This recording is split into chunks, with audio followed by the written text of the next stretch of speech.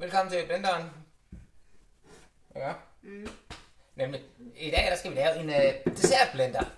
Fordi det er også vigtigt at få det der søde nogle gange. Det er jo også sundt at få lov til at snakke den lidt en gang imellem. Så hvad er det, vi laver i dag, Elliot? En blender. Vi laver en blender. Med hvad skal vi have i? Nescafé. Ja, det er noget kaffe noget. Ja, nemlig ja. Og brownie og 2 karameller. Ja, det er faktisk nogle hjemmelavede karameller, vi har lavet der, ikke? Og mælk i stedet for vand. Ja. Wuff. Den der. Sådan der. Der er lidt i den. Ja, det er der. Prøv at starte for den, så kører vi. Jeg skal lige være lidt mere. Altså, tryk lidt mere på den. Er den lidt mærkelig, eller hvad? Tekniske problemer! Ja. Hvad sker der? Jeg prøver lige. Ja, prøv lige at slukke til den. Delta gør det restart. Nej. Jamen, der er jo en i den jo. Der er jo lys i den. Nå, hvad så med den der?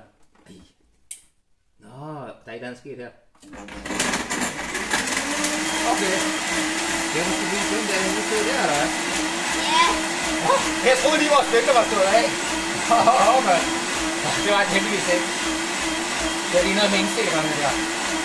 Nå, men det her, med den her kaffeblender, vi laver her. Altså normalt så man putte lidt sukker i, eller sådan i siden, men så tænker vi, brug. Altså du skal bruge, hvad du har. Og vi havde nogle brownie-rester i fryseren.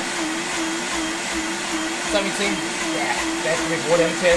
Så dernede i stedet for en skefuld brun farin. Det tror jeg virker. Og så giver den også lidt chokolade. Det er der nogen, der godt kan lide. Der er nogen, der er helt gattet med chokolade. Wow. Jeg elsker chokolade. Ja, for vildt. Der er mere i den, end vi puttede i. Ja, det tror jeg, det lige er.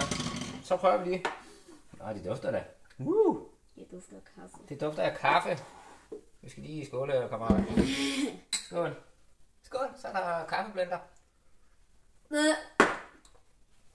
Ja, okay, Elliot var ikke så vild med kaffe. Ej, jeg synes, det er helt vildt lækkert. Tjing! Ja, ej, det fungerer det der. God dag.